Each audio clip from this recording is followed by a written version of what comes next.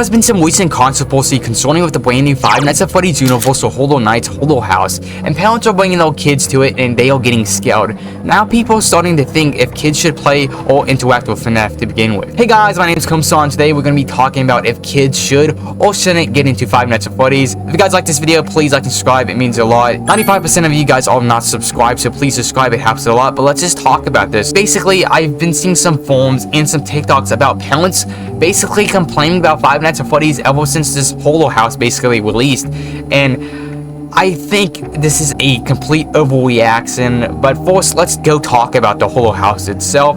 So thank you to Johnny Blocks. Johnny Blocks is amazing. That's where I get all my FNAF news from. Johnny Blocks made a new vlog video basically going to the Hollow House himself. He got invited over, which is pretty cool, and he basically got to see everything that was happening. He wanted to see the ride, basically the merch and the food and stuff like that. But we're gonna be talking about the ride itself. So honestly, nothing really scary happens to it. It's kind of lax compared to the other ones that he's going to be later making a video off of. If you didn't know, there's more than this FNAF. There was one on Telefile, I think Jason 2, for the new Jason rebrand, WWE for some reason, and Fallout, which doesn't make sense because Fallout's not really the scariest thing ever. But if you know anything of those other IPs, they are scarier than Five Nights at Freddy's. Jason is a known horror icon in Telefile. People, like, they're not sure if that's like a snuff film or anything like that, because there's that much gore and blood. It doesn't really have a story to begin with, so it's not even that scary. So in the video, you can kind of see like the animatronics, and like when you walk past, they swipe at you. There's some fake people dying. That it's basically a whole recreation of the FNAF movie if you guys watch the movie. And the only bad parts about it, like the scary parts about it, is maybe the chomping scene where it recreates like the chomping scene with that character in the movie when Freddy just eats that lady in half, and the flickering lights. Like, it can be epileptic, so if you have prone to seizures, that could be pretty bad. But everything else looked pretty tame, nothing crazy. As a kid, I did go to a Hollow House before, and I got pretty traumatized, so I can kind of understand the parents' concern. If you watch it, if you guys see it, it's not that bad. But to kids, it might be scarier than they intended, and they're crying about that. But isn't that the whole point of Five Nights at Freddy's, is being scared? Now, like back in 2014, people were very scared of Five Nights at Freddy's. I remember all the videos and reactions of jump scares and stuff like that, and FNAF was known for being scary and for the jump scares. So if you don't know what Five Nights at Freddy's is, you should know that it's a horror franchise. But now let's go talk about the games and books, because parents have been talking about like if their kids should read or play the games. And for the games, I don't really care, honestly. They can play them, they're not that bad. They only have jump scares and mild blood and gore. Like FNAF 3 Swinglock scene, that's like barely any blood. It's pixelated, so it's not even that bad.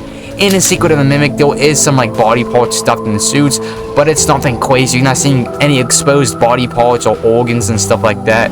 Maybe Scrap Chat, because he's that disturbing to look at. But other than that, the games aren't that bad. They're pretty relaxed on the mature topics, basically. It's more about the storytelling than anything.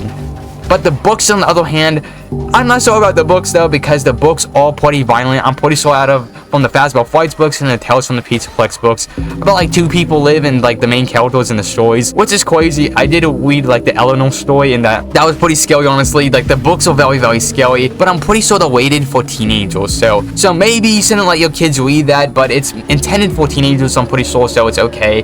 But the books are very violent though, and they are very graphic. But I think they're okay too. It's kind of like Goosebumps when you think about it. FNAF is the new Goosebumps. Back in the 80s and I think early, like late 90s, Goosebumps was pretty popular, and the stories was made to scare people on the show, you know. There was an entire motto about it. Now people don't really know much about Goosebumps. Now it's all about FNAF basically now, so FNAF kind of took over that space now, which is pretty cool in my opinion. But seriously, none of this stuff is bad. My experience as a kid with this type of stuff, I was into FNAF when I was a kid. When FNAF came out, I was like 10 years old basically, so I was pretty much in the horror genre back then.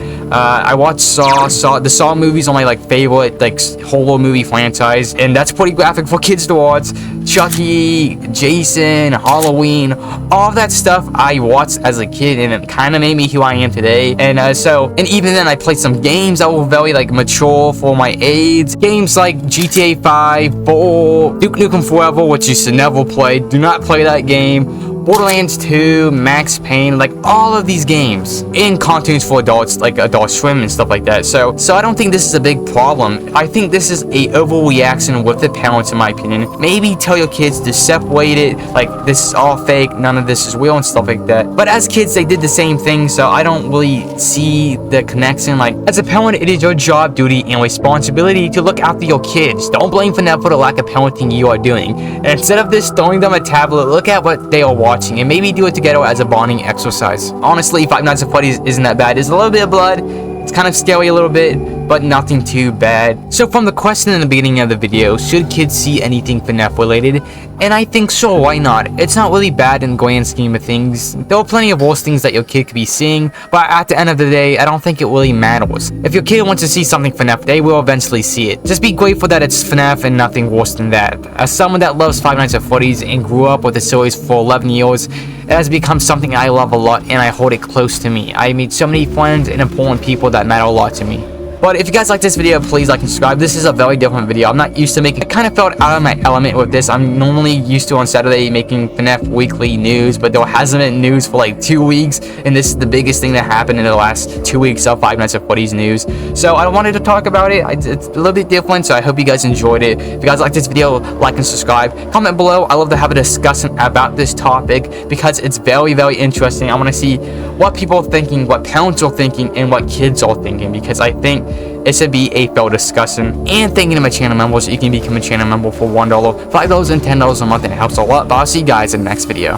Also, update Komasan here. So guys, if you haven't noticed, I haven't been really making a lot of FNAF related content. It's just because right now there hasn't been really a lot of FNAF content. Even the FNAF news has been kind of dry, but thankfully within the last few days there has been some new FNAF content that has dropped, so I'll be making some videos on those games. Thank you for all the support recently.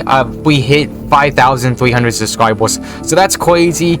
Well, gonna hit 6,000 soon, which I can't believe. You guys have been amazing to me. I am very grateful for everything. I know some of the content has been doing bad and I've been kind of not making as much videos. I just been kind of having a slump basically of content creation, kind of feeling demotivated, also feeling overworked too, so that's why I kind of didn't make a lot of videos. But videos gonna be coming back up. There's gonna be more videos coming in the future, so thank you for waiting, guys. Thank you for the patience. I know I try to make video every day. Sometimes I don't, you know, even if it's just short, it really matters that you guys watch it, like it, and comment, because it boosts with the algorithm and it helps me a lot with small content creators.